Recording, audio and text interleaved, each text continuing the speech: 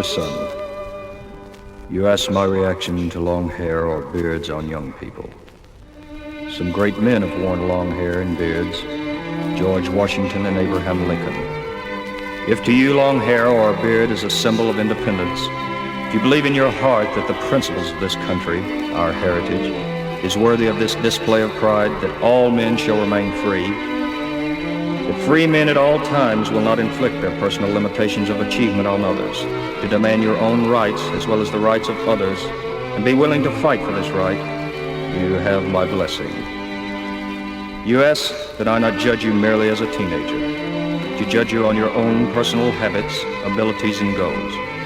This is a fair request, and I promise I will not judge any person as a teenager, if you will constantly remind yourself that some of my generation judges people by their race, their belief, or the color of their skin, and that this is no more right than saying that all teenagers are drunken dope addicts or blue sniffers.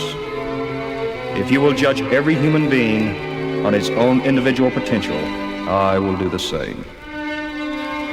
You ask me if God is dead. This is a question each individual must answer within himself. But a warm summer day, with all its brightness, all its sound, all its exhilarating breathiness, just happened. God is love. Remember that God is a guide and not a stormtrooper. Realize that many of the past and present generation, because of a well-intentioned but unjustified misconception, have attempted to legislate morality. This created part of the basis for your generation's need to rebel against our society. With this knowledge, perhaps your children will never ask, is God dead? I sometimes think much of mankind is attempting to work him to death. You ask my opinion of draft card burners. I would answer this way. All past wars have been dirty, unfair, immoral, bloody, and second-guessed. However, history has shown most of them necessary. If you doubt that our free enterprise system in the United States is worth protecting, if you doubt the principles upon which this country was founded, that we remain free to choose our religion, our individual endeavors, our method of government, if you doubt that each free individual in this great country should reap awards commensurate only with his own efforts, then it is doubtful you belong here. If you doubt that people who govern us should be selected by their desires to strive for a goal we feel capable of attaining, then it is doubtful you should participate in their selection.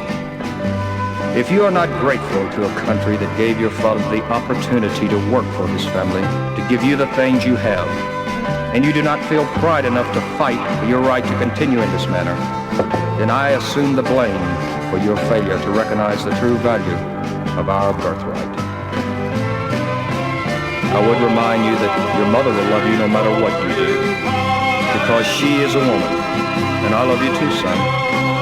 But I also love our country and the principles for which we stand. And if you decide to burn your draft card, then burn your birth certificate at the same time. From that moment on, I have no son.